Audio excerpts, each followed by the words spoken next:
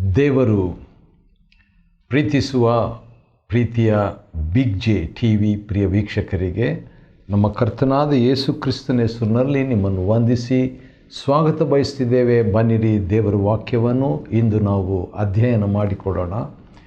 ಇಂದಿನ ನಮ್ಮ ಅಧ್ಯಯನ ಯೆಶಾಯನ ಗ್ರಂಥ, the book of Isaiah, chapter 55, 55ನೇ ಅಧ್ಯಾಯ. ಯೆಶಾಯನ ಗ್ರಂಥ 55ನೇ ಅಧ್ಯಾಯದಲ್ಲಿ 20 ಆಶೀರ್ವಾದಗಳು. ಯಾರ ಆಶೀರ್ವಾದಗಳು?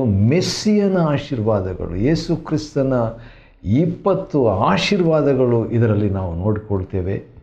ಹೌದು, ಕೇವಲ 13 ವಚನಗಳು ಮಾತ್ರ ಇರುವಂಥ ಈ ಚಿಕ್ಕ ಅಧ್ಯಾಯದಲ್ಲಿ 20 ಆಶೀರ್ವಾದಗಳಿವೆ.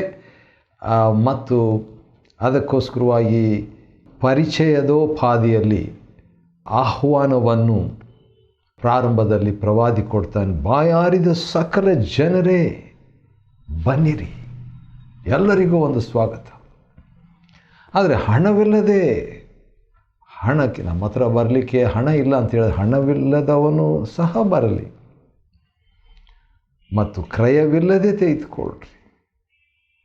ಆಹಾರ, ತೃಪ್ತಿ, ದುಡಿತ, ಆನಂದ ಇವೆಲ್ಲವನ್ನು ನೀವು ಹೊಂದಿಕೊಳ್ಳಬಹುದು ಎಂಬುದಾಗಿ. ಆದರೆ ಒಂದು ಮಾತು, ಹಣವಿಲ್ಲದವನು ಸಹ ಬರಲಿ, ಬಂದು ಕೊಂಡುಕೊಳ್ಳಲಿ ಎಂಬುದಾಗಿರುವಾಗ ಏನು ಫಸ್ಟು ಹಣ ಇಲ್ಲದವರು ಬರಲಿ ಅಂತ ಹೇಳ್ಬಿಟ್ಟು ಆಮೇಲೆ ಕೊಂಡುಕೊಳ್ಳ್ರಿ ಅಂತಿದೆ ಅಲ್ವಾ? ಹಣದಿಂದ ಕೊಂಡುಕೊಳ್ಳುವಂಥದ್ದಲ್ಲ ಇದು.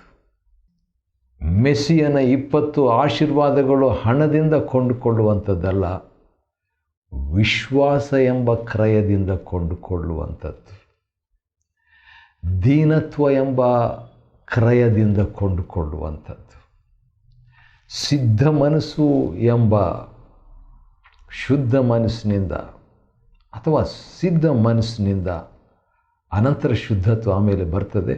ಸಿದ್ಧ ಮನಸ್ಸಿನಿಂದ ಕೊಂಡುಕೊಳ್ಳುವಂಥದ್ದು. ಕೆಲವು ಸಾರಿ ದೇವರು ಆಹ್ವಾನ ನೀಡಿದಾಗ ನಮ್ಮಲ್ಲಿ ಅಶುದ್ಧತೆ ಇರಬಹುದು. ಯೆಶಾಯನು ದೇವರ ಸೇವೆಯನ್ನು ಮಾಡ್ತಾ 1ರಿಂದ 5 ಅಧ್ಯಾಯಗಳು ಮಾಡ್ತಾ ಇದ್ದ. ಆದರೆ 6ನೇ ಅಧ್ಯಾಯಕ್ಕೆ ಬಂದಾಗ ಗೊತ್ತಾಯಿತು ತನ್ನಲ್ಲಿ ಅಶುದ್ಧತ್ವ ಇದೆ ಅಂತ ಹೇಳ್ಬಿಟ್ಟು. ಅದು ದೇವರಿಗೆ ಹತ್ತಿರವಾದಾಗ, ದೇವರ ದರ್ಶನ ಸಿಕ್ಕಿದಾಗ, ದೇವರ ಸನ್ನಿಧಾನ ಬಂದಾಗ, ಅಯ್ಯೋ ನಾನು ಹೊಲಸ್ತುಟಿಯವನು. ಆದರೂ ಕೂಡ ಸೇವೆ, ಆ ಹೊಲಸ್ತುಟಿಯಿಂದ ಈಗಾಗಲೇ 5 ಅಧ್ಯಾಯಗಳು ಸೇವೆ ಮಾಡಿದ್ದಾಯಿತು. ಆದುದರಿಂದ ಮೆಸ್ಸಿಯನ ಕಡೆಗೆ ನಾವು ಬರುವಾಗ ಇದ್ದ ಹಾಗೆ ಬರಬೇಕು, ಅದೇ ಕ್ರಯ. ವಿಧೇಯತೆಯಿಂದ ಬರಬೇಕು, ಅದೇ ಕ್ರಯ. ಸಿದ್ಧ ಮನಸ್ಸಿನಿಂದ ಬರಬೇಕು, ಅದೇ ಕ್ರಯ. ಒಟ್ಟು ಬರಬೇಕು ದೇವರ ಹತ್ರ, ಅದೇ ಕ್ರಯ. ಯಾರ್ಯಾರು ಮೆಸ್ಸಿಯನ ಕಡೆಗೆ ಬಂದರೋ ಅವರೆಲ್ಲರೂ ಪ್ರಯೋಜನ ಹೊಂದಿದರು. ಹೌದು, ಆಶ್ಚರ್ಯ. ಸರಿ, ಈಗ ನಾವು 20 ಮೆಸ್ಸಿಯನ ಆಶೀರ್ವಾದಗಳು ಅಥವಾ ಕ್ರಿಸ್ತನ 20 ಆಶೀರ್ವಾದಗಳಲ್ಲಿ ಒಂದೊಂದಾಗಿ ನಾವು ನೋಡಿಕೊಳ್ಳಲಿಕ್ಕಿದ್ದೇವೆ. ಮೊದಲನೇ ಆಶೀರ್ವಾದ ಏನೆಂದರೆ ದಾವೀದನ 3ನೇ ವಚನ, ದಾವೀದನ ಖಂಡಿತವಾದ ವಾಗ್ದಾನ. ದಾವೀದನ ವಾಗ್ದಾನ ಕ್ರಿಸ್ತನ ಮುಖಾಂತರ ನಮಗೆ. ಯಾಕಂದರೆ ದಾವೀದನು ಕ್ರಿಸ್ತನ ಚಿತ್ರವಾಗಿದ್ದಾನೆ ಮತ್ತು ದಾವೀದನಿಗೆ ಖಂಡಿತವಾಗಿ ವಾಗ್ದಾನ ಮಾಡಿದ್ದು ನಮಗೆ ಸಿಗ್ತದಂತೆ.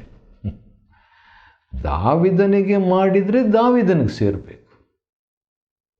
ಈಗ ಒಬ್ಬರಿಗೆ ಆಸ್ತಿ ಕೊಡ್ತೀನಿ ಅಂತೇಳಿ ಕೊಡುವಾಗ ಅವರಿಗೆ ಆಸ್ತಿ ಸೇರಬೇಕು. ಆ ಆಸ್ತಿ ಬೇರೆಯವ್ರಿಗೆ ಬರಲ್ಲ. ಒಂದು ವೇಳೆ ಬಂದ್ರೂ ಬೇರೆಯವ್ರಿಗೆ ಅಂದರೆ ಅವರ ಮಕ್ಕಳಿಗೆ ಮೊಮ್ಮಕ್ಕಳಿಗೆ ಬರ್ತದೆ. ಹೌದಲ್ವಾ? ಹೌದು. ಅದೇ ರೀತಿಯಾಗಿ ದೇವರು ಇಲ್ಲಿ ಹೇಳುವಂಥದ್ದು, ದಾವೀದನಿಗೆ ಖಂಡಿತವಾಗಿ ವಾಗ್ದಾನ ಮಾಡಿದಂಥದ್ದು ನಮಗೆ ಬರ್ತದಂತೆ. ಯಾಕಂದರೆ ಯೇಸು ಕ್ರಿಸ್ತನು ದಾವೀದನ ಪುತ್ರನು ಮತ್ತು ಆತನ ಪುತ್ರರು ನಾವುಗಳು. ಅದರ ನಿಮಿತ್ತವಾಗಿ ಕ್ರಿಸ್ತನ ನೋಡ್ರಿ, ಇಬ್ಬರು ಹೆಸರುಗಳು ಮಾತ್ರ ಯೇಸು ಕ್ರಿಸ್ತನ ವಂಶಾವಳಿಯಲ್ಲಿ ಪ್ರಾರಂಭದಲ್ಲಿ ಇರುವಂಥದ್ದನ್ನು ಗಮನಿಸ್ತೇವೆ. ಮತ್ತಾಯನ ಬರೆದ ಸುವಾರ್ತೆ 1ನೇ ಅಧ್ಯಾಯ ಮತ್ತು 1ನೇ ವಚನದಲ್ಲಿ ಈ ರೀತಿಯಾಗಿ ಪ್ರಾರಂಭವಾಗ್ತದೆ.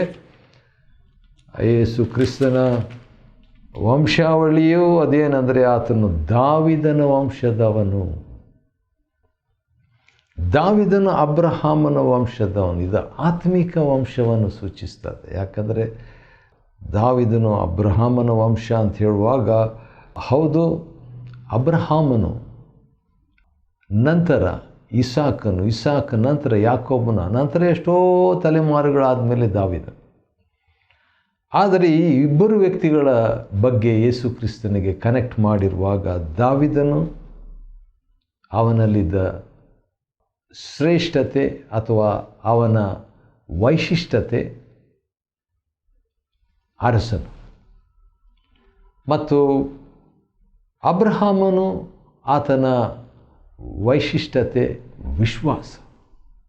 ಹೌದು, ಯೇಸು ಕ್ರಿಸ್ತನು ಅರಸನು, ಯೇಸು ಕ್ರಿಸ್ತನು ನಂಬಿಕೆ ಇದ್ದಂಥವರಿಗೆ ಆತನು ತಲೆಯಾಗಿ, ಶಿರಸ್ಸಾಗಿ, ರಕ್ಷಕನಾಗಿ ಇರುವಾತನಾಗಿದ್ದಾನೆ. ಆದ ಕಾರಣ ದಾವಿದನ ವಾಗ್ದಾನ ನಮಗೆ ಸಿಕ್ಕಿದೆ ಕ್ರಿಸ್ತನ ಮುಖಾಂತರ. ಎರಡನೇ ಆಶೀರ್ವಾದ ಏನಂದರೆ ಕೃಪಾವರಗಳು.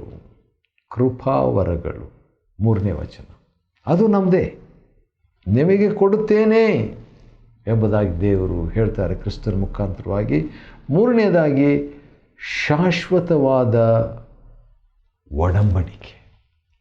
ಶಾಶ್ವತವಾದ ಒಡಂಬಡಿಕೆ ಅದು ಕೂಡ ನಮಗೆ 3ನೇ ಆಶೀರ್ವಾದವಾಗಿ ಪರಿಣಮಿಸ್ತದೆ. ಶಾಶ್ವತ ಅಂತ ಹೇಳುವಾಗ ಭಾಳ ಅಂದರೆ ನಾವು 100 ವರ್ಷ ಭಾಳ ಜನರು ಬದುಕ್ತಾರೆ, ಅದು ಇಲ್ಲ.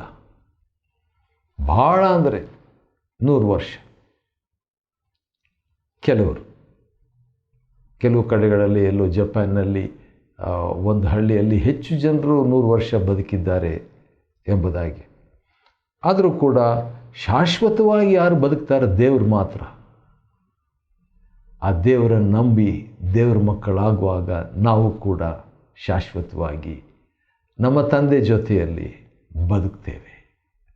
ಆ ನಿರೀಕ್ಷೆ ನಮಗುಂಟು, ಆ ವಿಶ್ವಾಸ ನಮಗುಂಟು.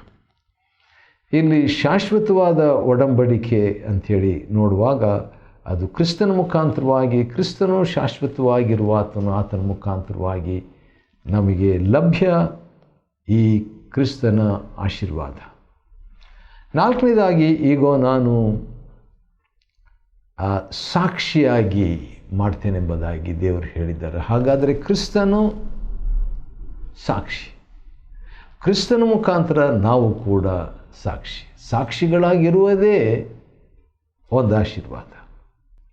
5ನೇದಾಗಿ ನಾಯಕನನ್ನಾಗಿ. ಹೌದು, ಕ್ರಿಸ್ತನು ನಾಯಕನಾಗುವಾಗ ನಮಗೂ ಕೂಡ ಆ ಆಶೀರ್ವಾದದ ಒಂದು ಭಾಗ. ನಮ್ಮ ನಾಯಕ, ಅವ ಹೀರೋ. ಅದು 5ನೇ ಆಶೀರ್ವಾದ. 6ನೇದಾಗಿ ಅಧಿಪತಿಯಾಗಿ ನೇಮಿಸಿದೆನು. ಆತನನ್ನು ಅಧಿಪತಿಯಾಗಿ ನೇಮಿಸಿದಾಗ ಆತನ ನೇಮಕವೇ ನಮ್ಮ ನೇಮಕವು. ಆತನ ನೇಮಕೆಯಿಂದ ನಮಗೆ ಆಶೀರ್ವಾದವು. ಸರಿ. ಮತ್ತು 7ನೇದಾಗಿ ನಿನ್ನ ಅಧೀನಕ್ಕೆ ಕರೆಯುವಿ. ಅಂದರೆ ಕೆಲವು ಆತ್ಮಗಳನ್ನು ದೇವರು ನಿನ್ನ ಅಧೀನಕ್ಕೆ ಕೊಡ್ತೇನೆ ಅಂತ ಹೇಳ್ತಾನೆ ರೀ. ನಿನಗೆ ಗೊತ್ತಿಲ್ಲ ಜನಾಂಗ, ಅಂದರೆ ಯೇಸು ಕ್ರಿಸ್ತನ ಹೊರತಾದಂಥ, ಅಂದರೆ ಅರ್ಥ ಯೆಹೂದ್ಯರಲ್ಲದಂಥ ಆತ್ಮಗಳನ್ನು, ಜನಾಂಗಗಳನ್ನು ಕ್ರಿಸ್ತನಿಗೆ ದೇವರು ಕೊಡ್ತಾನೆ ಅಂತ ವಾಗ್ದಾನ ಮಾಡಿದ್ದಾರೆ. ಆ ವಾಗ್ದಾನವನ್ನು ಪೂರೈಸುವಂಥವರು ಆತನ ಶಿರಸ್ಸಾಗಿರುವ, ಆತನ ದೇಹವಾಗಿರುವ ನಾವುಗಳು, ಆತನ ಶಿರಸ್ಸಿಗೆ ಭಾಗಿಯಾಗಿರುವ, ಹೊಂದಿ ಇರುವ ದೇಹವಾಗಿರುವ ನಾವುಗಳು. ಆದ ಕಾರಣ ಆತನ ಜವಾಬ್ದಾರಿಕೆ ನಮ್ಮ ಜವಾಬ್ದಾರಿಕೆ ಕೂಡ. ಆತನು ಸಾಕ್ಷಿ, ನಾವು ಕೂಡ ಸಾಕ್ಷಿ. ಆದ ಕಾರಣ ಜನಾಂಗವನ್ನು ನಮಗೆ ಕೂಡ ಆತನು ಕೊಟ್ಟಿದ್ದಾನೆ. ಅದು ನಡೀತಾ ಇದೆ.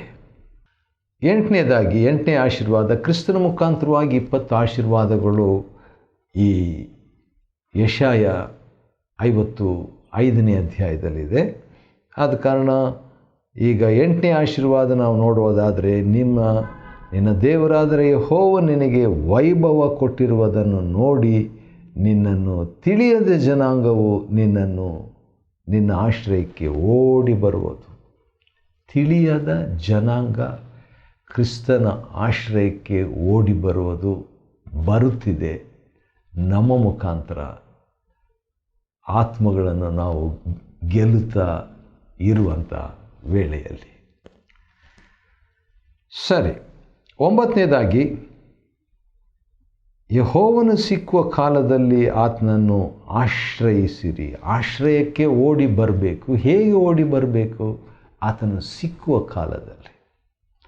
ಆತನು ಸಿಕ್ಕುವ ಕಾಲ ಅಂತ ಹೇಳುವಾಗ ಸಂಕ್ಷಿಪ್ತವಾದ ಸಿಕ್ಕುವ ಕಾಲ, ದೀರ್ಘಕಾಲವಾಗಿ ಸಿಕ್ಕುವ ಕಾಲ. ಹಳೆ ಒಡಂಬಡಿಕೆಯಲ್ಲಿ ವರ್ಷಕ್ಕೆ ಒಂದು ಸಾರಿ ಮಾತ್ರ ಸಿಕ್ಕುವ ಕಾಲ. ಮಹಾಯಾಜಕನು ಆ ವಿಶೇಷ ದಿನದಂದು ದೇವರ ಸನ್ನಿಧಾನಕ್ಕೆ ಹೋಗಿ ಜನರ ಪರವಾಗಿ, ತನ್ನ ಪಾಪದ ಪರವಾಗಿ ಪಾಪ ಕ್ಷಮೆಯನ್ನು ಹೊಂದಿದ ದಿನ ಯೆಹೋವನು ಸಿಕ್ಕಿದ ಕಾಲ. ಆದರೆ ಯೇಸು ಕ್ರಿಸ್ತನು ಬಂದ ನಂತರ ಆತನ ಮುಖಾಂತರವಾಗಿ, ಮೆಸ್ಸಿಯನ ಮುಖಾಂತರವಾಗಿ ನಮ್ಮ ಆಶೀರ್ವಾದ ಏನಂತ ಹೇಳಿದರೆ, ಯಾವಾಗಲೂ ಸಿಕ್ಕುವ ಕಾಲ. ಎಲ್ಲಿ 2-3 ಸೇರಿರ್ತಾರೋ ಅವರ ನಡುವೆ ನಾನು ಇದ್ದೇನೆ ಎಂಬುದಾಗಿ ಹೇಳುವ ಸಿಕ್ಕುವ ಕಾಲ. ಮತ್ತಾಯ 18, 19, 20. ಹಾಗಾದರೆ ನಾವು ಯಾವಾಗ ಬೇಕಾದರೂ ಆತನನ್ನು ಆಶ್ರಯಿಸಬಹುದು. ಹಳೆ ಒಡಂಬಡಿಕೆಯಲ್ಲಿ ವರ್ಷಕ್ಕೊಂದು ಸರಿ ಮಾತ್ರ ಆಶ್ರಯಿಸುವಂಥ ಒಂದು ದೊಡ್ಡ ಅವಕಾಶ ಇತ್ತು. ಅದಕ್ಕಾಗಿ ಕೂಡ ಅವರು ಋಣಿಗಳಾಗಿದ್ದರು. ಹೌದು, ಸಂತೋಷವಾಗಿದ್ದರು.